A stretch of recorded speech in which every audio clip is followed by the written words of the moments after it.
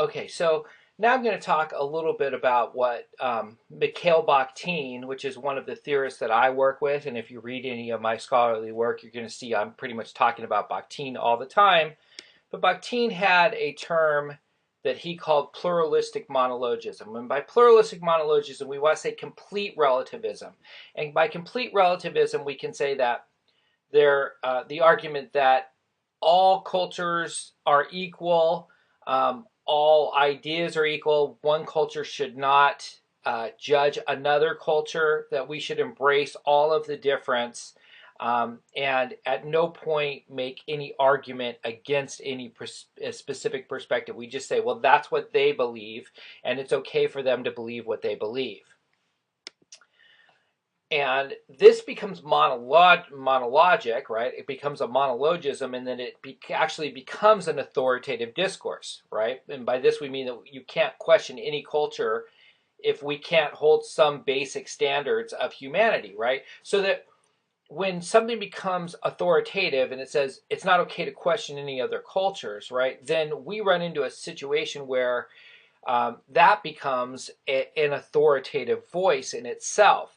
Right, and what we end up running into is then how do we hold some basic standards of humanity, some basic personal standards, our own personal standards of humanity. So, for instance, for complete relativism, we have to say that in fact it's okay for ISIS to chop off people's heads when it really comes down to it. We have to say for complete relativism, it's okay for religions to go to other places and enforce their religion on those other cultures, because that's part of what their cultural belief is. In many religious, in many theologies, part of the theology is that it's your responsibility to go spread the good word, to spread your religion to the world, and that it's your responsibility to do that. And if you don't do that, in fact, you won't be living up to your religious tenets, or the tenets of your religion.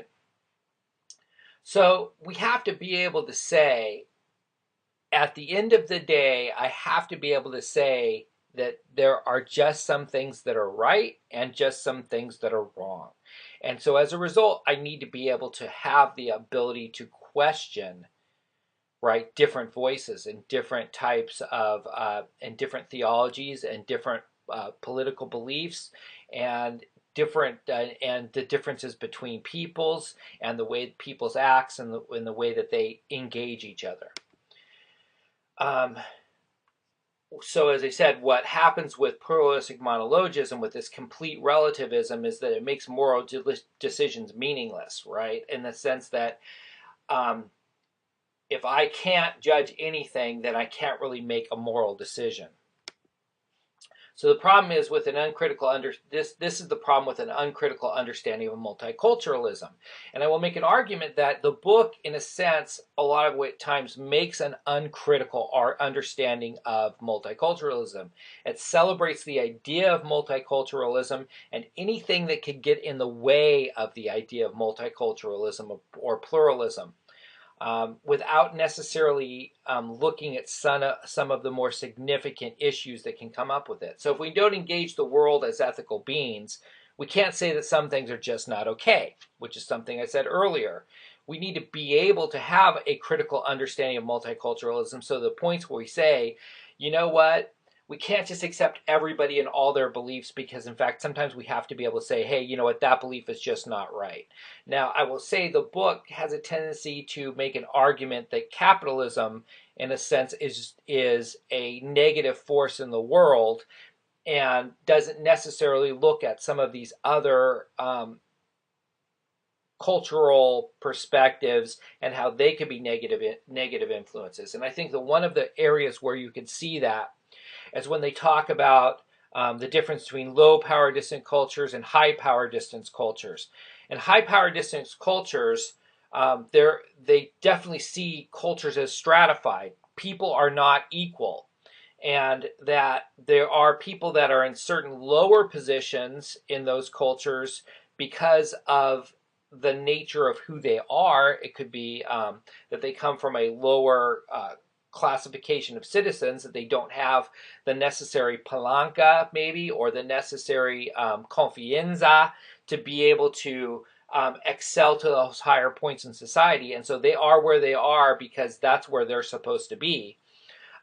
We see that there's strong stratification in those cultures.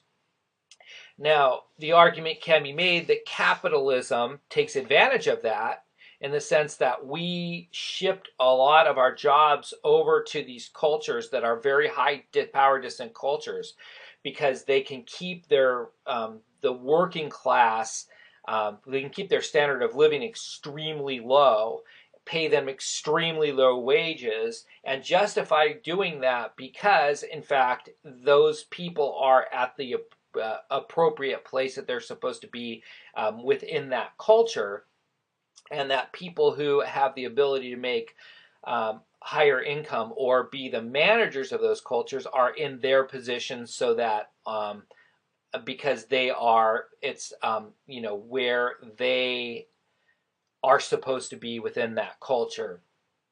And there's strong and incredible power differences, and the people that are in power can really, really bring down heavy punishments for the people in the lower levels whenever they question any form of authority. But we didn't create those environments. Capitalism did not create those environments. It's taken advantage of those environments, but those environments are part of collectivist society. They're part of, they're part of a high power distance culture, but the book doesn't really criticize these other areas and their other belief and their other economic and political philosophies that can have a very significant impact on the people from these different cultures. So next we'll talk about still another perspective.